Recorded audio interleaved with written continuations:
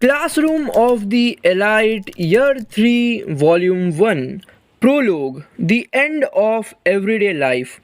होरिकिता अपनी एक्साइटमेंट को दबाते हुए थोड़ा पहले स्कूल निकल पड़ती है। फिर वो सीढ़ियों पर चढ़ती है जिसकी आदत उसे अभी तक नहीं थी। वो उस फ्लोर पे पहुंच जाती है जहां थर्ड ईयर्स के क्लासरूम्स थे और कुछ ही देर में उसे क्लास 3A का नेम प्लेट दिखता है और वो कहती है, आखिरकार मैं यहाँ तक पहुँच ही गई। From class 1D to class 3A।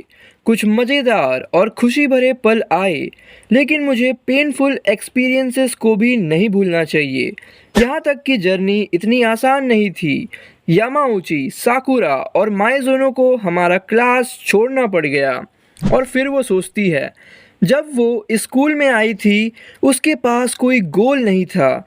वो बस अपने बड़े भाई को फॉलो करना चाहती थी, पर वो उससे दूरी बनाए रखते थे। इसके बावजूद जैसे जैसे उसकी स्कूल लाइफ आगे बढ़ी, उसे अपने भाई के ट्रू फीलिंग्स का पता चला और अब वो एक मेंबर है स्टूडेंट काउंसिल की। और एंट्रेंस सेरेमनी में उसने एक भाषण भी दिया सबको बधाई देने के लिए। फिर वो कहती है, मैं अयानो कोजी को कैसे भूल सकती हूँ। उसने इतना जो मेरा साथ दिया, अगर वो नहीं होता इस क्लास में तो मैं आज यहाँ तक नहीं पहुँच पाती। और फिर वो अपने कंपटीटर्स को याद करती है, रियुएन की क्लास, इचिनोसे की क्लास और साकाया नागी की क्लास को। और वो कहती है, हमें उनसे बच के रहना पड़ेगा ताकि वो कैचअप ना कर ले। और फिर वो अपने क्लास में एंट्री लेती है। वहाँ पे जो बड़ा मॉनिटर था उसमें सबके प्री असाइंड सीट्स डिस्प्ले हो रखे थे और होरिकिता के बगल में ही अयानो कोजी का सीट था। तो वो सोचती है, एक और साल, बस एक साल में इस स्कूल से मेरी जर्नी ख़त्म हो जाएगी। उस समय इस क्लास के साथ, इन दोस्तों के साथ मैं क्लास A से ग्रेजुएट होना चाहूँगी। चाहे कुछ भी हो, मुझे इस सपने को पूरा करना ही होगा। और इसी के साथ प्रोलोग ख़त्म हो जाती है। Chapter 1 confusion. Opening ceremony gymnasium में ख़त्म होने के बाद थर्ड ईयर के स्टूडेंट्स क्लासरूम लौट आते हैं। कुछ मिनट बाद ही सेकंड पीरियड की घंटी बजने वाली थी और होरिकिता नोटिस करती है कि आज अयानो कोजी लेट हो गया। तो वो और सूदो इस चीज़ पर बातें करने लग जाते हैं। सूदो बोलता है, हाल ही में उसका और कारुइजावा का ब्रेकअप हुआ है, तो एक दूसरे के आमने सामने अजीब लगता होगा, इसलिए एक्टिंग कर रहा है बीमार होने का, इसलिए शायद वो क्लास अभी तक नहीं आया। तो ऐसे ही दोनों बात कर रहे थे कि सेकंड पीरियड की बेल बज जाती है। चाबासीरा सेंसे क्लास में आती है और क्लास को स्कैन करने के बाद उसका रंग पीला पड़ जाता है। उसकी आंखों में फोकस की कमी लगने लगती है, तो बच्चे परेशान हो जाते हैं और हिराता और होरिकिता पूछते हैं, आप ठीक तो हैं ना। बट चाबासीरा उनका जवाब नहीं देती है, एज इफ़ उन दोनों की आवाज़ उन तक पहुंची ही नहीं।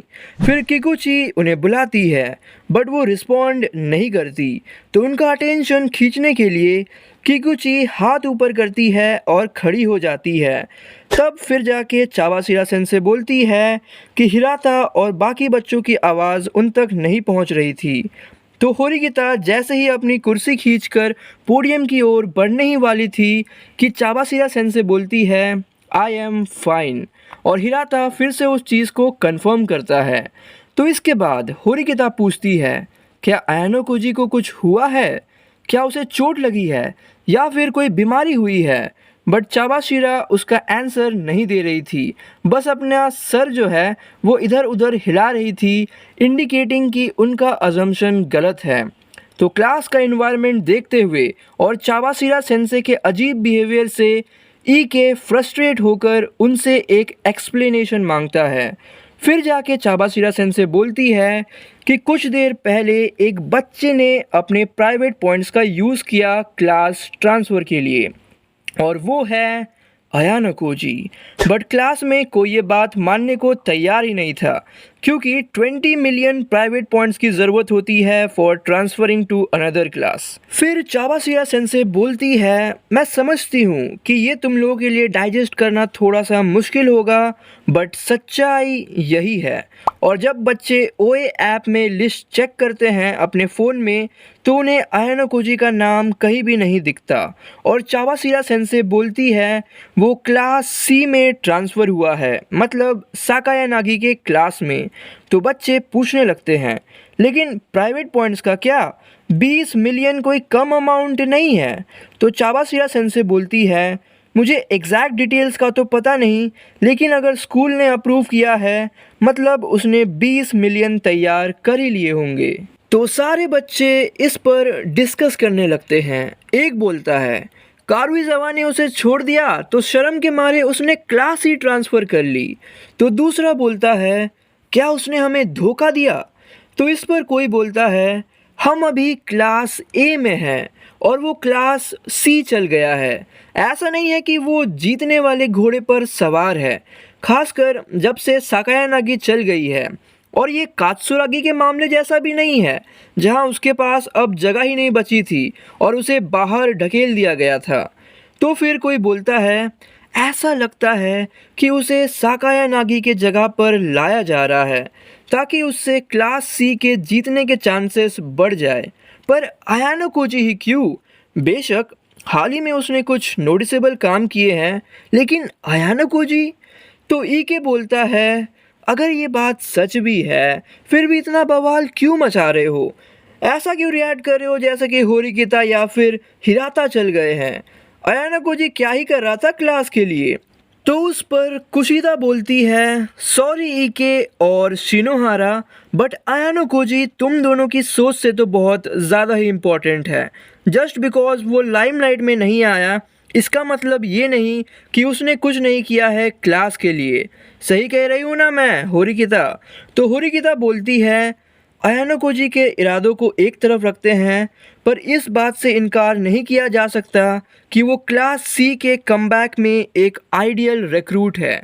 इसके बाद सब कारुइज़ावा की तरफ देखने लगते हैं कि अगर उसे कुछ मालूम है तो, बट वो बोलती है, मुझे सच में कुछ नहीं पता यार। फिर इसके बाद कोई बोलता है, क्या ये कोई इलीगल ट्रांसफ़र है या फिर किसी तरह की गलती? तो होरिकिता बोलती है, ऐसा तो नहीं हो सकता क्योंकि स्कूल ने अप्रूव किया है। तो ये सब देखते हुए हिराता उठता है और सबको शांत कराने की कोशिश करता है और बोलता है, आयानोकोजी ने ऑफिशियली क्लास लीव कर दी है, तो हमें सबसे पहले रियलिटी को एक्सेप्ट करनी चाहिए। तो इस पर कुशिदा बोलती है, आज तो बहुत शांत लग रहे हो हिराता। चाहे किसी का ट्रांसफ़र हो या एक्सपल्सन, स्टूडेंट तो हमारे क्लास से ही गया है ना, और फिर भी तुम परेशान नहीं हो। तो इस पर हिराता बोलता है, ट्रांसफ़र और एक्सपल्सन दो अलग अलग चीज़ें होती है। एक में तुम्हारा खुद का डिसीज़न होता है और दूसरे में नहीं। बट अभी हम चाहे जितना हंगामा कर ले, आयानोकोजी वापस नहीं आएगा। तो इसका रिप्लाई देते हुए कुशिदा बोलती है, तुम बदल गए हो हिराता, तुम्हें तो होरिकिता की मदद करनी चाहिए क्योंकि उसने अब तक इस संभावना को नहीं छोड़ा है कि ये एक गलती हो सकती है। तो ये सुनते ही सूदो अपनी कुर्सी पीछे खींचते हुए खड़ा हो जाता है और पूछता है कुशिदा से, तुम कहना क्या चाह रही हो कुशिदा? क्योंकि उसे ऐसा लग रहा था कि कुशिदा फिर से क्लास में परेशानी पैदा करने वाली है। तो कुशिदा बोलती है, बिना किसी साफ जानकारी के हमारे होम रूम पीरियड के दौरान इस पर चर्चा करने से हम किसी भी कंक्लूजन पर नहीं पहुंचेंगे। सही कह रही हूँ ना चाबासिरा सेंसे? और इस तरह वो सूदो के सवाल को डाइवर्ट कर देती है। और क्योंकि बाकी क्लास के भी होम रूम पीरियड्स ख़त्म हो गए थे और वो नहीं चाहते थे कि ये न्यूज़ बाकी क्लास को पता लगे, like class B and D, तो चाबासिरा सेंसे बोलती है, आज का होम रूम पीरियड हम यहीं ख़त्म करते हैं, लेकिन मैं सबसे अनुरोध करती हूँ कि तुम सब आयानोकोजी को क्रिटिसाइज़ करने मत चल जाना इस पीरियड के बाद, क्योंकि उसने नियमों के खिलाफ कुछ भी नहीं किया है। तो होरिकिता बोलती है, मैं अग्री करती हूँ चाबासिरा सेंसे के सजेशन से। इस सिचुएशन को समझे बिना पूरी क्लास अगर आयानोकोजी के पास गई तो कुछ प्रॉब्लम क्रिएट हो सकती है, तो मैं पहले इस बारे में डिस्कस करती हूँ उससे, तो तब तक तुम लोग शांति से बैठे रहो। इसके बाद चावासिरा सेंसेई चल जाती है और चैप्टर 1 ख़त्म हो जाता है।